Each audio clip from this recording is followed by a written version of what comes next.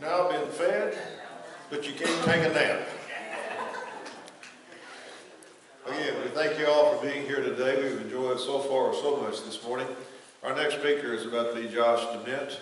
Everyone here, I'm sure, knows him now. He's listed there as preacher at Newton Street, but that's about to change. He's going to be going to Pyburn Street, I think, beginning early in October. So he's going to be working with the brethren at the Pyburn Street congregation of Pocahontas. But he's done a wonderful job with these lectureships over the last, is this the fourth year? Yes, sir. Yes, sir. This is the fourth year of this. And he's been very instrumental in all the work, and he's very instrumental in the book. And we so appreciate it, and that's just a wonderful book. And again, we push that a little bit. It's only $10. The book's got the manuscript for all the lessons that have been in this series. Appreciate the purchase of that. But in just a minute, Josh will be up here. But before he does, Casey Grant from the McElroy congregation and gave us a fine lesson this morning. He'll lead us in a word of prayer, and then Brother Josh Dement will give us his lesson. Let's bow.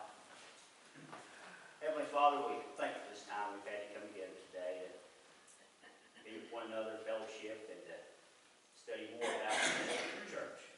Father, we just ask that you be with us as we go throughout the rest of this lectureship, and that everything we do here be done in a manner that's well-pleasing unto you. Father, we just ask that you be with us throughout all of our days and walk with us and help us to be the best Christians possible. Father, we ask all these things in Christ's name. For your sake. Amen.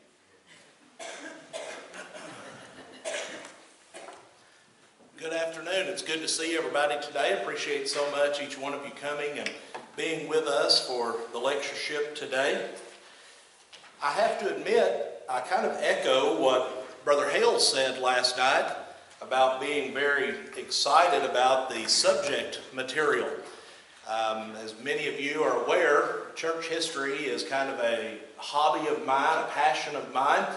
And so when Brother Steve brought up the idea of doing a lectureship on church history, I thought that was a wonderful idea. And I know thus far all of the lessons have been outstanding, and we look forward to the lessons that will take place later this afternoon and tonight. But for the next two sessions, we are going to bring things closer to home.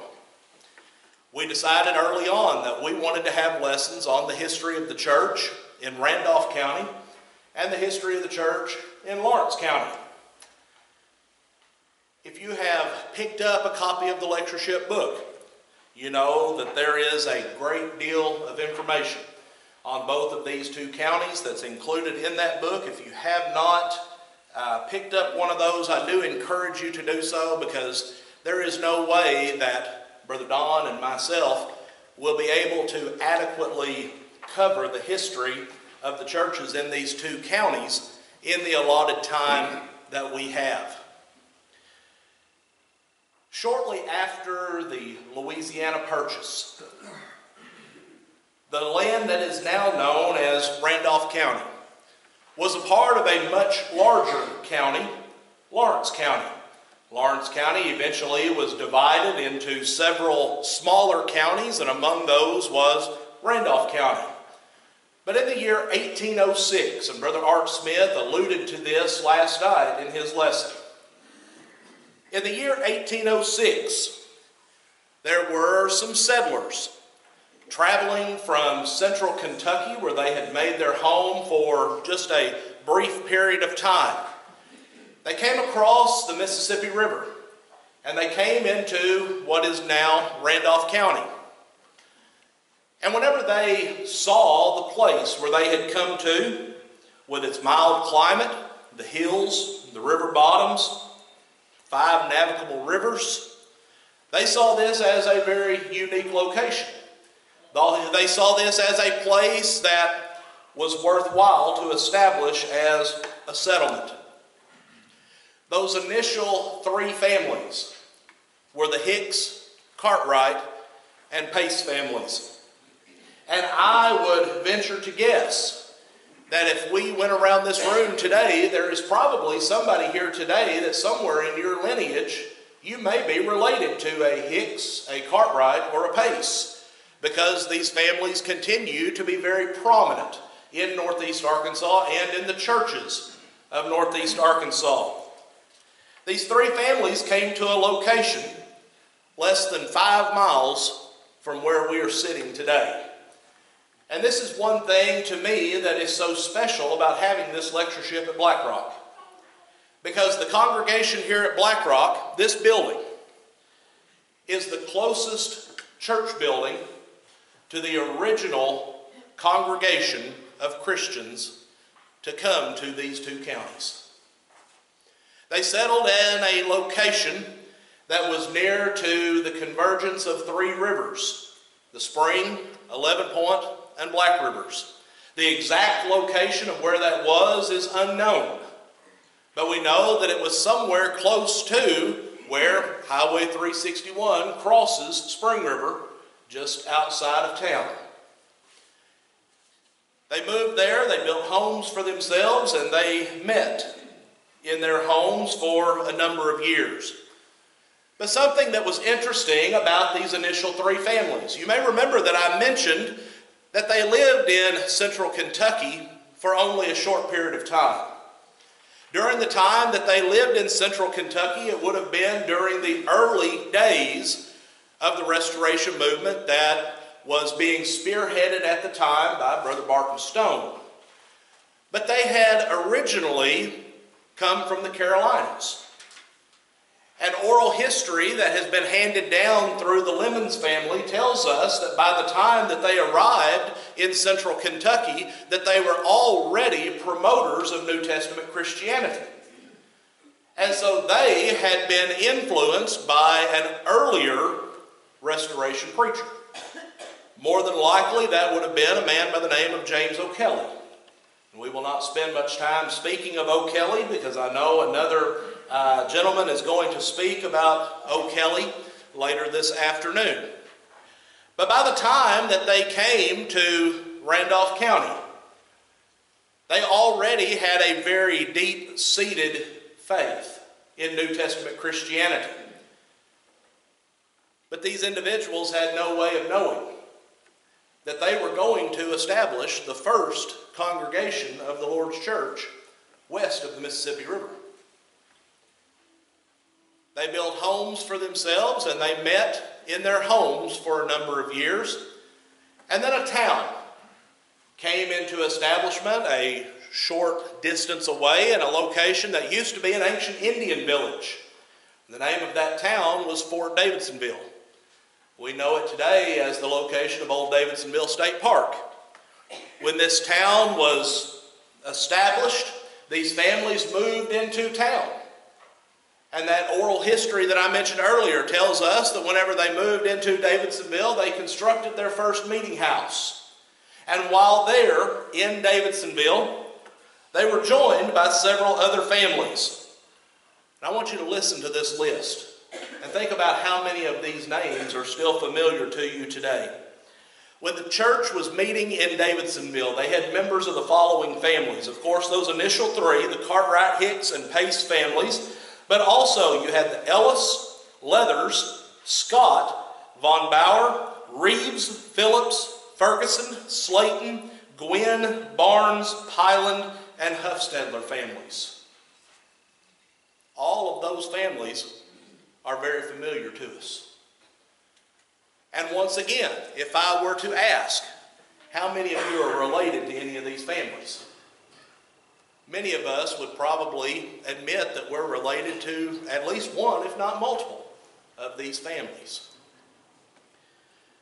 After the congregation had been at Davidsonville for a number of years, an epidemic of yellow fever swept through the settlement, and the numbers of the deceased vary, but ultimately 3/4 of the population of that town lost their life to yellow fever. Well, the town was deserted. Well, these Christians that were living there in that location essentially were left with nowhere to go. And so they moved a few miles north, and they settled on a place that is known, or at least was known, as Gwynn Creek. At Gwynn Creek, they constructed homes for themselves, and then they built a meeting house. The church at Gwynn Creek continued to meet until the year 1852. Brother John Fluke was telling me earlier today that he has spoken with someone that believes that they know the location of the old Gwynn Creek Church. And so it's something that I at least look forward to pursuing further. But in 1852, as was common with congregations in those days, there was a large geographic area that was being served by this one congregation. And so the members of the Gwynn Creek Church determined that they were going to divide. And the division, of course, was on good terms. Half of that congregation moved a couple of miles east of Gwynn Creek, and they established a congregation in a little community that was known as Cherry Hill. Cherry Hill eventually became known as Noland. The congregation at Noland continues to meet today, continues to be a strong, faithful congregation.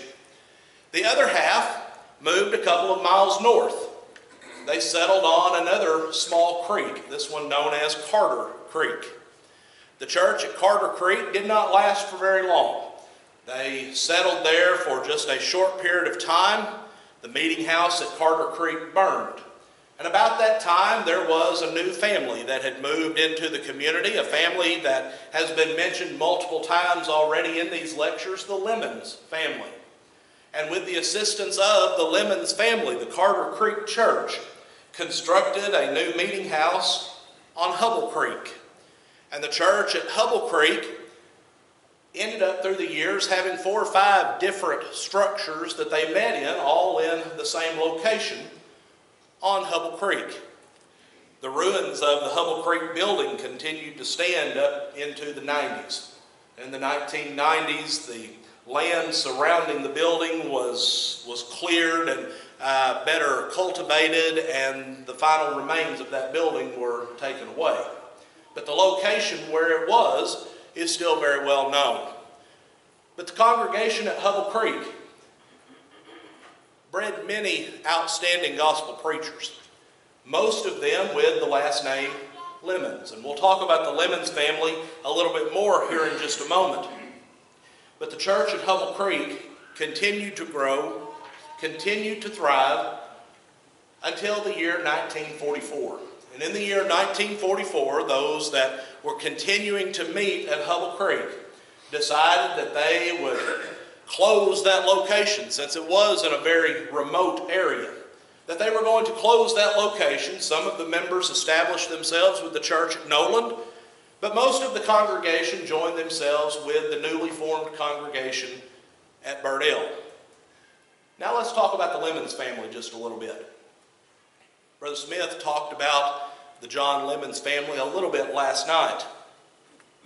But there is probably not another family that has had a greater impact on the Lord's church, not just in Randolph County, but throughout Northeast Arkansas, than the family of John Lemons. And whenever we consider the number of gospel preachers that have come from that family, it's easy for us to see how much of an impact they were able to have just purely from the number of them that there were. Some of those were John M. Lemons, Amos Josephus Lemons, Peyton Lemons, Will Lemons, Monroe Lemons, Amos Lemons, Burley Lemons, Rule Lemons, Albert Lemons, and many other extended family members. Every one of these men that I just named started out preaching in Northeast Arkansas. Started out preaching in Randolph County. If you read through the manuscript that's included in the book, and each one of those congregations that are listed, you're probably going to see the name Lemons somewhere, because they were influential in establishing many of the congregations in Randolph County. The Burdell congregation. Let's talk about Burdell for just a little bit. Some of you know I grew up in the church at Burdell. Burdell is a very special place to me. My family goes back several generations with the Burdell church. I still have grandparents and my parents who continue to worship with the church at Burdell. Burdell is a very old congregation.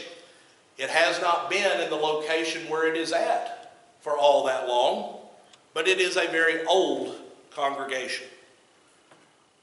Burdell was formed ultimately by the merger of 3 congregations. And those 3 congregations were originally on the west side of 11 Point River. Those of you that are familiar with Burdell today, you know that it's located on Highway 62 on the east side of the 11 Point River. But these 3 congregations initially were on the other side of the river. They were in an area of Randolph County that's come to be known as the Point. And it's known as the Point because it is pretty much a pyramid shape that is formed by the 11 Point and the Spring Rivers. And they come down to a point where those 2 rivers come together. In 1863, Amos Lemons, he held a mission meeting. And in the culmination of this meeting, a new congregation was formed that was known as the Oak Hill Church of Christ. The Oak Hill Church of Christ met in a small building, and they continued to meet in this location until 1917. This building, of course, is long since gone, but the location of that building is still known. It's located on property that is owned by my Uncle Jim Menard. It's located about a quarter of a mile off of Highway 62 on what is now known as Squirrel Road. Well, over time, the church decided that they needed to be located a little bit closer to where most of their members were living. And so they moved about 1.5 to 2 miles closer to the community of Burdell. And they established a congregation on what is now known as Fairview Road. And this congregation was known as Little Springs. Now, Little Springs had a very colorful history. Little Springs, as you can imagine, you had some rough characters that made up that congregation. This was still a very rugged country during that time. My great-grandmother, Ruth Menard, grew up attending services at Little Springs, and she has shared some of those stories with me. Some of those I won't utter from the pulpit. But she mentioned one interesting account. She said the congregation at Little Springs, as was common with most congregations during those days, they utilized just one cup in the partaking of the Lord's Supper. And this one cup, as was common as well, was an old snuff glass. Well, there was a lady in the congregation that contracted tuberculosis. She came to worship services the first time after finding out that she had contracted tuberculosis. And the men of the congregation told her, so we're not going to tell you that you can't come to church, but you're going to sit on the back pew. You're going to be the last one to drink from the cup.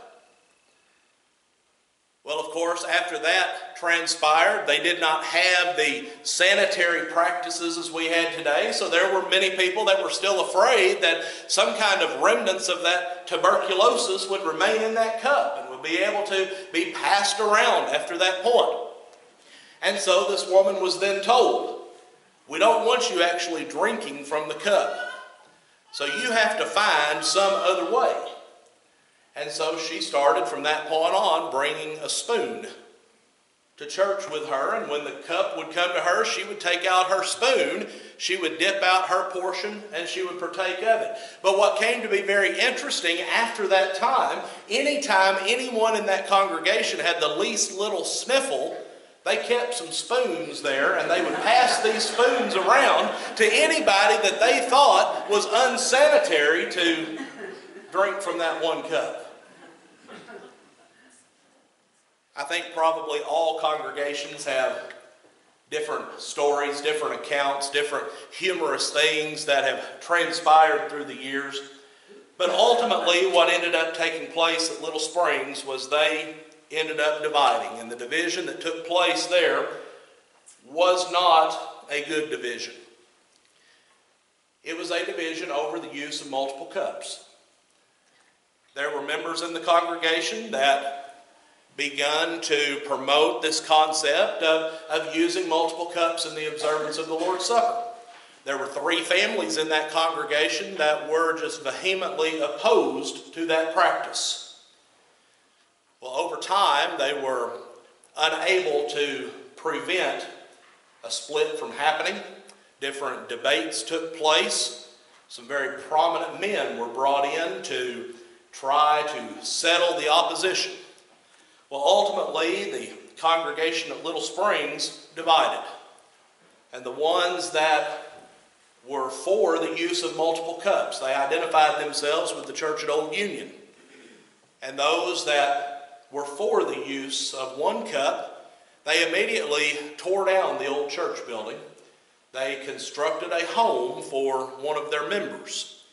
And they met in that home for a couple of years, and then eventually they identified themselves with the Hillside congregation, which is located just north of the Stokes community in Randolph County.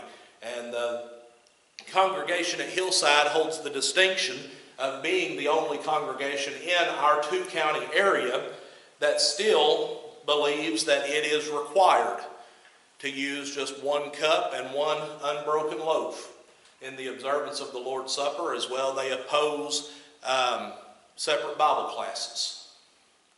But let's talk about Old Union for just a little bit. Several of you have inquired about the picture on the front of the Lectureship book. This is Old Union. The building at Old Union is still standing. It is still in remarkable shape for its age. There have only been 4 times since 1943 that worship services have been held in that building, and I've been blessed to be at all 4 of those. A man that is very common to many of us that are here today, Brother Ralph Wallace. Brother Wallace grew up attending school at Old Union. He grew up worshiping at Old Union. And in the last years of his life, there were 2 occasions where we invited Brother Ralph to come back to Old Union and hold 2-night gospel meetings. And they were amazing events. In fact, if you're interested in viewing those, the last one that he held just, I believe, 4 months before he passed away is on YouTube.com. So if you're interested in viewing that, if you're interested in church history, I encourage you to take a look at that. But what about Old Union? Well, Old Union had its beginning about the year 1885, maybe a little bit earlier, some say as early as 1866.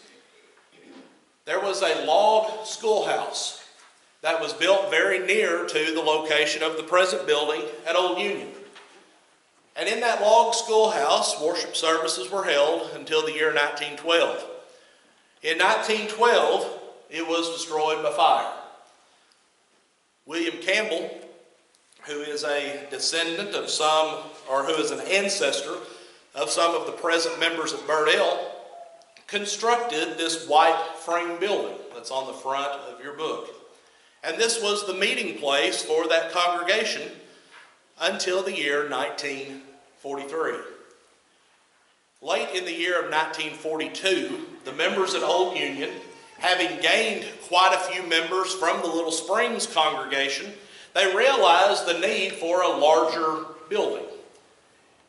Highway 62 had recently been rerouted. No longer did it go through the community that's now known as Killa Vista or the old Burdell community. It was rerouted to the location where it currently runs.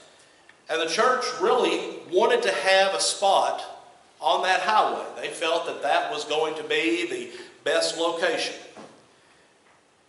And so they found a location. They built a building. They hauled the sand and the stone by horse and wagon.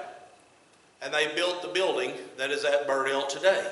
It was dedicated in April of 1943. Brother Oscar L. Hayes, as Brother Art Smith talked about last night, he preached the first lesson in that building, preached the dedication service.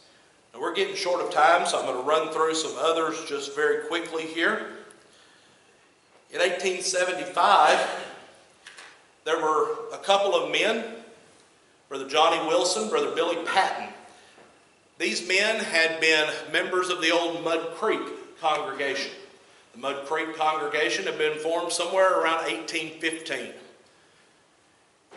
Well, as was common, as we saw with the Gwynn Creek congregation, Mud Creek was covering a large area, had a lot of people that were traveling, and travel was difficult in those days. And so, once again, the congregation divided. And congregations were established at Breakville and at Palestine. The congregation at Breakville was established in 1875, as I mentioned, by Johnny Wilson, Billy Patton. The present building that they're in today was built in 1978. Breakville continues to be a faithful congregation, a strong congregation, not a very large congregation, but it is a very strong congregation of the Lord's church. The second congregation was known as Palestine. Palestine, sadly, is no longer meeting. They ceased meeting sometime in the late 1990s due to dwindling population. But once a year, on the first Sunday in June, many of those families that had been a part of that congregation, they continue to come together for a homecoming. And it's always a very well-attended event. Like Hubble Creek, the congregation at Palestine also produced a lot of great gospel preachers. Among them were Peter Shaver, Bert Shaver, Jake Waddle, and Cecil Wilson. Some of you here today probably remember Brother Wilson. Well, let's talk about Pocahontas for just a few minutes and we'll wrap this lesson up. Pocahontas did not become the county seat of Randolph County, nor did it become the center of commerce in Randolph County until many years after the county was initially settled. Therefore, the church was not established in Pocahontas until many years later than that initial congregation in 1806. In the year 1892, two brethren from the Maynard area, W.A. Goodwin and J. Will Henley, they came into the city of Pocahontas and they held a mission meeting. In that meeting, they only had 3 women attend that meeting. A few more people than Rob had this morning. Rob had a few more this morning than that. But at the conclusion of that meeting, all 3 of those women requested to be baptized into Christ. And this began the Lord's church in the city of Pocahontas. For a number of years, there were different gospel preachers, especially the Lemons family, that came into Pocahontas and continued to serve the church there, to aid them. They grew. For a number of years, the congregation shared a meeting house with the Methodist Church, and then they began to meet in the courtroom of the Randolph County Courthouse. In 1914, the congregation had grown to the point where they determined that it was time for them to build their own building. And they set out to build a building that arguably was the most beautiful meeting house that any congregation of the Church of Christ in Northeast Arkansas has ever had. The picture of that meeting house is included in the book. It was a beautiful red brick building, stained glass windows, had a bell tower on the front of it, a beautiful, beautiful structure. I want you to listen to this. On July the 26th, 1914, a young man by the name of Raymond Henley, this was the son of J. Will Henley, the man who was instrumental in organizing the church in Pocahontas in the first place. He was 14 years old at the time, and he preached the dedication sermon. He was the very first person to preach in that building. That building was located at the corner of Pyburn and Bryant Streets in Pocahontas. The church continues to be located at the corner of Pyburn and Bryant Streets in Pocahontas. Now, due to lack of adequate space and deterioration of the old building in 1954, it was determined that a new structure needed to be completed. The old building, sadly, was torn down. All that remains of it today is the cornerstone off of the building, which is now situated behind the current building at Pyburn Street, and then a few photos and many memories. This new building was constructed, the building that's at Pyburn Street today. Pyburn Street has been a very active congregation through the years, has been involved in many fruitful ministries, including operating a children's home for a time. They have sponsored numerous missionaries through the years, and they continue to have what is likely the longest running religious radio program in the state of Arkansas. They've had a program on the radio actively since 1950.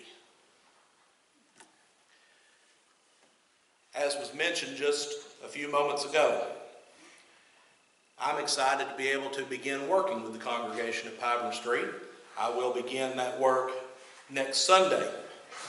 Pyburn Street is a very active congregation, a very vibrant congregation, has served the community of Pocahontas well and continues to do so. Now we think about the congregations in Randolph County, and I know that I have just barely scratched the surface. If you want to know more about it, pick up the book and read. There's other congregations that have been brought to my attention since the manuscript for the book has been published. But whenever we consider the fact, Randolph County today has 17 active congregations of the Lord's Church.